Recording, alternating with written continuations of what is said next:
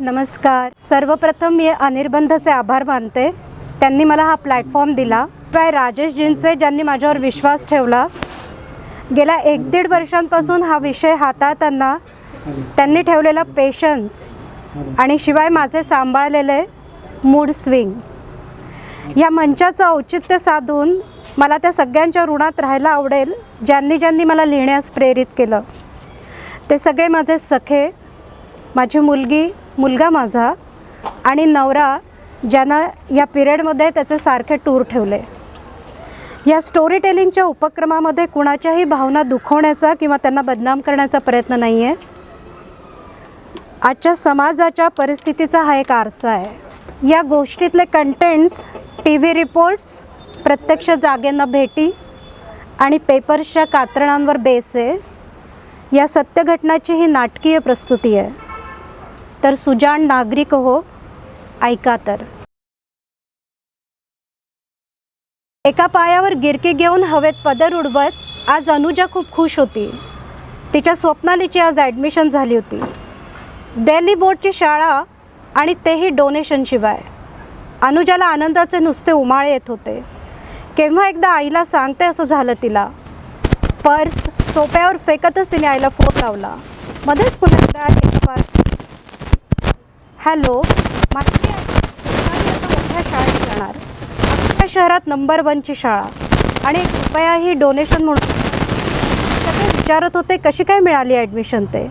पण स्वप्नालीने जो इंटरव्ह्यू दिला ना, सगळे एकदम खल्लास. भरीसभर शुभं करोती म्हणून दाखवलं तिने. मग काय, अगं हो, कालचीच फ्लाईट होती ना त्याची, अमेरिकेत पोहोचला की बोलतो म्हणाला. तिनं फोन ठेवला आणि स्वप्नालीचे पापे घेत ती म्हणाली, शहाणी हो मनी माझी. चांगल्या शाळेत ॲडमिशन आणि चांगलं शिक्षण हे किती महत्त्वाचं आहे तिला समजत होतं. ती जरी छोट्याशा खेडेगावातून आली होती तरी आशिषच्या संसारात ती कुठेच कमी नव्हती. आशिष एका प्रायव्हेट कंपनीमध्ये मोठ्या हुद्द्यावर होता आणि आशिषची आई आणि तिची आई लहानपणापासूनच्या मैत्रिणी. आशिषच्या आईनं मागणी घातली आणि दोघांचा संसार सुरू झाला. स्वप्नाली झाली आणि आशिषचं प्रमोशन होऊन दोघेही स्वप्नालीला घेऊन नागपूरला आले. आशिषला मनापासून सपोर्ट करणारी अनुजा आज स्वप्नालीच्या ॲडमिशननी सुखावून गेली. खेडेगावात राहूनही अनुजाला मात्र शहरात पाठवून तिचं शिक्षण तिच्या आईवडिलांनी पूर्ण केलं होतं.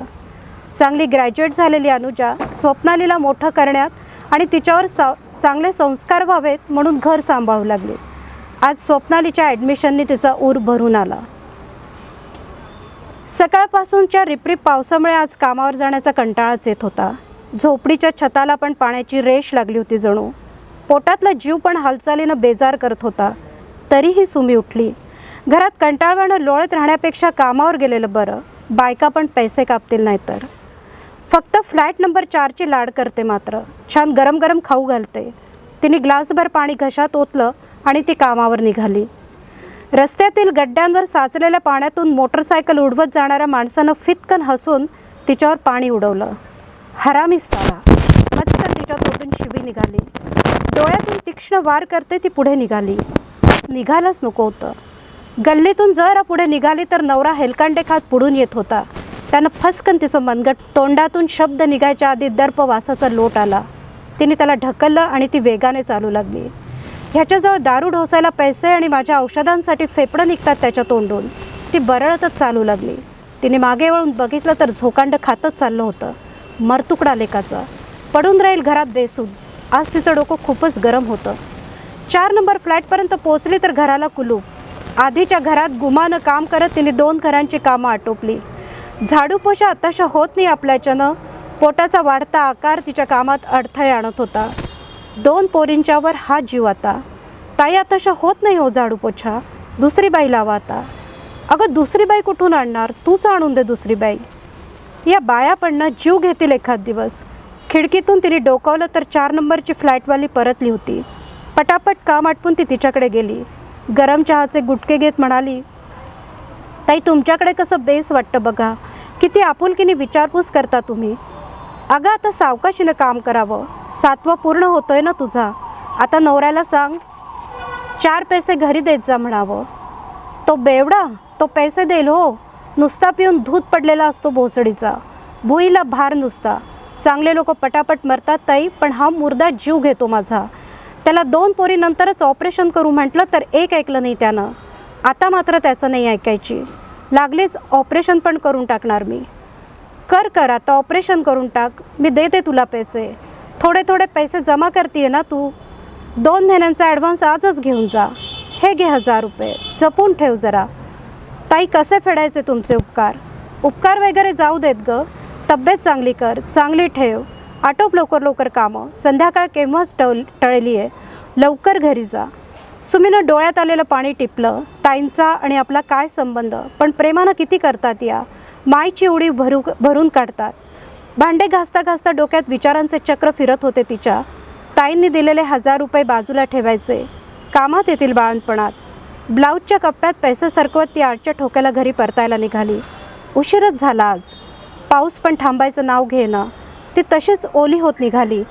घराच्या गल्लीला चौकाच्या आधी अंधार होता. रस्त्यावरचे दिवे बरोबर पावसा पाण्यालाच बंद होतात. अंधारातच ती गल्लीच्या तोंडाशी अडखळली. मोठा दगड पुढ्यात, ठेचाळलेला पाय आणि तुटकी चप्पल हातात घेऊन ती बघायला लागली तर तेवढ्यात एक मोटरसायकल समोर येऊन पुढ्यातच थांबली. हा सकाळचाच मवाली, पाणी उडवणारा. तिच्या छातीत धडधडायला लागलं. काही काळाच्या आतच त्यानं तिचा हात पकडला. खसकन तिला खेचलं. तोंडावर पुरुषी हाताची पकड घट्ट होत चालली. तिचं तोंड दाबत तो तिला खेचू लागला आणि हातातील चाकूनं त्यानं तिला धमकावलं. ओरडशील तर खुपसेन चाकू पोटात. भीतीनं तिची गाळ उडाली. थरथरत ती त्याला काही सांगायचा प्रयत्न करत होती, पण तोंडावर त्याचा जबर हात तिच्या ओठातून शब्द बाहेर पडू देईना. त्याच्या एका साथीदारानं तिला पकडलं. काय करू तिला सुचेना. ह्याचा चाकू जर खरंच पोटात गेला तर संपलं, सगळं संपलं. तिचे हातपाय गळून गेले. त्यानं तिला खेचलं आणि आडवं केलं. ती त्याला ढकलू लागली, पण त्याची पकड तिच्या नाजूक हातांवर पक्की होत गेली. कितीही झटापटी केल्या तरी हा नराधम काही हटणार नाही हे उमजून ती निमूटपणे मुरदाडासारखी पडून राहिली. त्यानं जोरात तिच्या ब्लाऊजला हात घातला. ती ओरडली, किंचाळली, पण कोणी नव्हतंच तिथं. तिचा आवाज फक्त त्याच्याच कानापर्यंत पोहोचला. तिच्या ओरडण्यानं त्याच्यातला पुरुष सुखावला. त्यानं तिच्या साडीला हात घातला. क्षणात तिच्या अंगावरचे कपडे त्यानं बाजूला केले. तिने कसंबसं स्वतःला त्याच्या पकडेतून सोडवलं आणि ती बळेच उभी राहिली. सपकन तिच्या गालावर एक जोरात झापड पडली. उन्मळून ती खाली पडली. मग मात्र तिने कुठलीच हालचाल करायचा प्रयत्न नाही केला. त्याचा पुरुषार्थ फुरून आला. त्यानं तिच्या मांड्यांना जोरानं पकडलं आणि विद्रूपपणे हसत त्यानं आपलं काम आटोपलं. ब्लाऊजमधून पडलेल्या 500च्या 2 नोटा तिच्या डोळ्यांसमोर नाचवत तो फितकन हसला आणि म्हणाला, रांडे, सकाळी डोळे दाखवलेस ना, घे आता. पैसे आपल्या खिशात कोंबत कुणाला सांगितलं तर 2 तुकडे करीन, तो म्हणाला. ती नुसती बघत राहिली. अंगावर नसलेल्या कपड्याचं भान जेव्हा पोटातून कळ्या यायला लागल्या तेव्हा आलं. जोरात ओरडून तिला रडावंसं वाटलं, पण पोटातल्या गोळ्याच्या काळजीनं तिने हुंके दाबले. दुखणाऱ्या पोटावरून हात फिरवला. उघड्या छातीला ब्लाऊजचे आवरण घातले आणि साडी नेसून तिथून ती बाहेर पडली. काय करू, कुठे जाऊन जीव देऊ? पण जीव दिला तर बाळाचं काय होईल? पोरींचं कसं होईल? काळजीनं ती थरथर कापू लागली. डोळ्यातून धारा वाहू लागल्या. त्यात पावसाच्या सरी नाहू घालू लागल्या. उचंबळून आलेलं वादळ शांत करण्यास थंड पाण्याचा शिडकावा. वा रे भगवंता, तुझी करणी. तिला सुचेना काय करावं. ती वस्तीमध्ये ऐकून होती ह्याच्याबद्दल, राक्षस नुसता, बायकांना उचलतो म्हणे. पण माझ्या बाबतीत असं का व्हावं? काय करू, कुणाला सांगू? रस्त्यावर अंधारानं सगळी वस्ती घेरली होती. पायातली ताकद कशी तरी एकवटून ती एक पाऊल पुढे टाकत होती. पोटात ठणकत होतं. हातावर कित्येक ठिकाणी त्यानं ओरबडून ठेवलं होतं. त्याच्या जखमा आता दुखायला लागल्या होत्या. शरीरावर अशी कुठलीच जागा नव्हती जी दुखत नव्हती, पण डोक्यात मात्र विचारांचे चक्र फिरत होते. आता नवऱ्याला काय सांगू? पोरी तर म्हणतीलच आई काय झालं म्हणून. झोपडीच्या दाराशी पोहोचली आणि मोठी म्हणालीच, हे काय आहे, माझी वाट बघतोय, का उशीर झाला? चेहऱ्यावर कसंबसं हसू आणत ती म्हणाली, अगं 4 नंबरच्या फ्लॅटवालीकडे आज जरा जास्तीच काम होतं. आणि हातावर हे काय झालं? काही नाही गं, जरा पाय घसरला पावसात. बरी आहेस ना तू? छोटी लागलीच येऊन चिपकली. डोळ्यातून अश्रूंचा पूर सुरू झाला. ती थबकली. नवरा खरंच दारू ढोसून उताणा पडला होता. तिला चीड आली. वाटलं ह्याच्या पाटकड्यात एक लाथ घालावी, पण पोरीकडे बघून तिनं पाय आवरता घेतला. मोठीला ती म्हणाली, चहा टाक गं जरा, आणि ती न्हाणी घराकडे वळली. दार टेकवलेली कुडाची एक छोटीशी जागा. ती गेली आणि दार टेकवून दगडावर कितीतरी वेळ बसून राहिली. रडून रडून जेव्हा डोळ्यातलं पाणी संपलं तेव्हा ती बाहेर आली. उद्याच आशाताईला भेटायचं, तिला सगळं सांगून मोकळं व्हायचं. तिने ठरवलं आणि मग चहा पिऊन ती तशीच पडून राहिली. आढ्याकडे लागलेले डोळे बंद झाले आणि ती झोपी गेली. सकाळी नवऱ्याच्या लाथेनंच तिचा दिवस सुरू झाला. 20 रुपयाची नोट त्याच्या अंगावर फेकत तिने स्वतःची सुटका करून घेतली. मुलींना तयार केलं, शाळेत पाठवणी केली आणि त्यांच्यासोबत निरोपही पाठवला. सगळ्या बायकांना सांगितलं 2 दिवसांची सुट्टी. 4 घास पोटात घालत ती आशाताईकडे आली. तिला बघताच आशाच्या डोळ्यातून भीतीचा एक अश्रू टपकला. ती धावतच सुमीजवळ गेली. सुमीला टाहू फोडून रडावंसं वाटलं. ती ओक्साबोक्शी रडू लागली. संतापानं तिचं अंग गदागदा हलत होतं. डोळ्यातून अश्रूंच्या धारा आणि तोंडातून चित्कार. तिचं स्वतःवरचं नियंत्रणच गायब झालं होतं. तासभर ती तशीच रडत राहिली. आशानं तिला दोन्ही हातांनी पकडून ठेवलं होतं. तिच्या पाठीवरून ती प्रेमानं हात फिरवत होती. दोघेही नुसत्या थरथरत होत्या. सुमीची कहाणी न ऐकताच आशाला समजली होती. अशाच तर किती जणी तिच्याकडे आल्या होत्या. आशाचा संताप शिगेला पोहोचला. या हरामखोराला पकडला पाहिजे, गरम सळ्या घालून डोळ्यांच्या खाचा केल्या पाहिजे, संतापून ती बडबडत होती. दाराला कडी घालून सुमीचा हात पकडून ती पोलीस चौकीला जायला निघाली. रस्त्याभर त्या दोघी एकमेकांशी एक शब्दही बोलल्या नाही. आशावरती भरोसा ठेवून सुमी तिच्या मागोमागं निघाली. पोलीस चौकी काही फार दूर नव्हती, अगदी 2 किलोमीटरवरच. आम्ही तक्रार करायला आलो आहोत, आशा ठाण्यातील हवालदाराला म्हणाली. तंबाखू हातावर चोळत हवालदार म्हणाला, काय बाई, काय झालं आता? आशावरती डोळ्यांचा रोग करत तो म्हणाला, काय झालं सांगा लवकर. आशा म्हणाली, ही सुमी, हिच्यावर बलात्कार झाला आहे आणि तो हरामखोर दुसरा तिसरा नसून तो मवाली गुंड अक्कू यादव आहे. हिला जबरदस्ती घेऊन गेला उचलून आणि हिच्या अंगावर त्यानं हात टाकला. लिहून घ्या आमची तक्रार. हवालदार एकदम गप्प झाला. तो आशाला म्हणाला, ताई नंतर या, आता वेळ नाही आहे, मोठे साहेब पण नाही आहेत, उद्या घेतो तक्रार लिहून, असं म्हणून जवळपास त्यानं हाकूनच लावलं त्यांना. आशाला त्याचा भयंकर राग आला, पण राग करून करणार काय? ती सुमीला घेऊन परतली. डोक्यात रागानं नसा तडतडत होत्या. स्वप्नालीच्या शाळेत आज 10वीत मेरिट आलेल्या मुलांचा सत्कार होता. अनुजा अगदी आनंदानं सुखावून गेली होती. तिचे परिश्रम, तिची स्वप्नालीकडून करून घेतलेली तयारी, त्याचं फलित म्हणजे स्वप्नाली मेरिट आली होती. अगदी शाळेत घातल्यापासून तो आजतागायत. एकही दिवस असा नाही निघाला ज्या दिवशी अनुजाने तिला शाळेत सोडलं नसेल. रोजचंच रुटीन होतं तिचं ते. स्वप्नालीचा अभ्यास, तिची शाळा, तिचे क्लासेस, तिचा गाण्याचा क्लास आणि भरसभर तिचं बास्केटबॉल खेळणं. स्वप्नाली सगळ्यातच हुशार, पण आईचा सपोर्ट तिला लाख मुलाचा होता. सगळीचकडे आई लागायची तिला. अनुजाला आठवलं 4थी-5वीतली स्वप्नाली शाळेतून रडतच घरी आली होती. पोटात दुखतंय म्हणून रडत होती. तशी अनुजाने तिला थोडीफार कल्पना दिली होती. तरीही स्वप्नाली जरा धास्तावलेलीच होती आणि दुखतंय म्हणून रडून गोंधळ घालत होती. तिचे पिरियड्स आले होते. लहानाची स्वप्नाली आता मोठी झाली. सृजनाची ही नांदी होती. स्वप्नाली पण कोड कौतुकानं सुखावली होती आणि तिचं दुखणं जरा सुसह्य झालं होतं. तेव्हापासून आजपर्यंत अनुजा तिची काळजी घ्यायची. तिला वेळोवेळी आपल्याला काय धोका होऊ शकतो हे ती समजावून सांगायची. स्त्रीत्वाची जबाबदारी आणि मोठं होताना घ्यायची काळजी, माणसांचे स्पर्श आणि पुरुषांपासून सावध राहण्याचे धडे, अगदी सगळं सहजगत्या ती स्वप्नालीला सांगायची. आणि स्वप्नाली देखील कधीच आईच्या शब्दाबाहेर गेली नाही. स्वप्नालीचं जग म्हणजे आई, 2 आज्या, आजोबा, काका काकूनी सतत काही ना काही गिफ्ट आणून देणारा लाडावलेला बाबा. अशी ही स्वप्नाली आज 10वीला मेरिट आली होती. अनुजा तर नुसती आनंदानं हसत होती आणि स्वप्नालीला तर आनंदाचे नुसते भरते येत होते. शाळेतून येताना सगळेच छानशा हॉटेलमध्ये जेवूनच घरी परतले. आज बाबांनी पण सुट्टी घेतली होती आणि दोघीही आज्या गावाकडून खास आल्या होत्या. नुसतं कौतुक. अजून काय हवं होतं? अनुजा समाधानाने झोपी गेली. 13 वर्षांची झाली ना, अजून अक्कल नाही आली हिला. पाय वर करून काय बसली आहे? नीट बस. पाठीत एक जोऱ्याचा धपाटा बसला. तुझा हात जोऱ्यानं लागतो ग माय, हे तिने कितीदा तरी आईला सांगितलं असेल. मनीषा कळवळली. फ्रॉक सरळ करत ती उठून बसली. आईकडे रागाने बघत पाय आपटत ती घराच्या बाहेर पडली. बाहेर उन्हाळक्या करणं तिला मनापासून आवडायचं. शेजारच्या काकूंच्या अंगणातील बकरीला झालेल्या पिल्लूशी खेळणं हा तिचा आवडता छंद.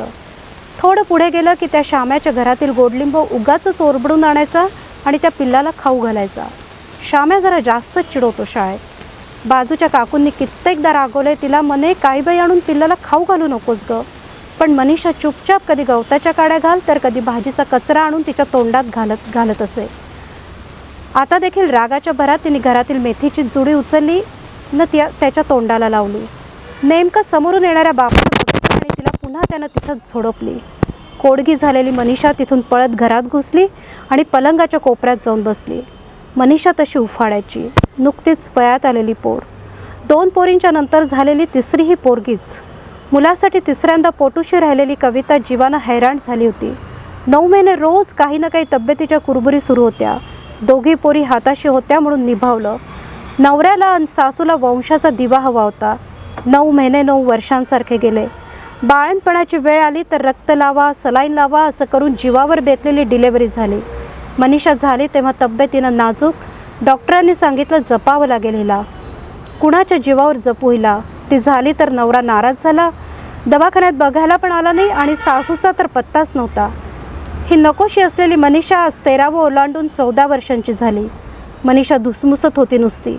हा माझा बाप पाहावं तेव्हा मारझोड करतो. कधी म्हणून कधीच प्रेमानं बोलत नाही आणि मंजूशी मात्र गोड गोड बोलतो. मी बोलायला गेली की वसवस करतो. तिला रडायला यायला लागलं, पण रडलं की बापाला अजून चेव येईल आणि मग पाठीत बुक्के. ती चुपचाप सगळं सहन करायची आणि आपलं लक्ष अभ्यासात लावायची. आज शाळेत बाईंनी कौतुक केलं होतं. इंग्रजीत एसे लिहावा तो मनुष्यानीच असं म्हणाल्या. तिने घरात सांगितलंच नाही. उद्या आशा आत्याला जाऊन सांगायला हवं. आशा आत्या आपल्या आईची मैत्रीण ना. तिच्याकडे गेलं की ती कशी चॉकलेट ठेवते हातावर आणि जवळ घेऊन कौतुक करते. अभ्यासाची माझी पोरग हुशार थी म्हणून पापे घेते. मागच्या महिन्यात पोटात दुखत होतं म्हणून तिला सांगितलं तर म्हणते आता जपायचं हं पोरी स्वतःला. मग कापडाच्या घड्या कशा करायच्या, कसं वागायचं काही बाई सांगत राहिली होती तासभर. मग एक चॉकलेट हातावर ठेवत म्हणाली माणसांपासून दूर राहायचं हं पोरी. कालपासूनच पुन्हा तिच्या पोटात दुखत होतं आणि रक्ताचे डाग तिच्या फ्रॉकला. मग आईनं तेवढं कापडाच्या घड्या मात्र करून दिल्या. तिला हे सगळं नको नकोसं वाटायचं. पण वर्गात मीनानी पण हेच सांगितलं होतं. इकडे अनुजा आनंदात होती. आता सासूबाई तिच्याचकडे येऊन राहणार होत्या.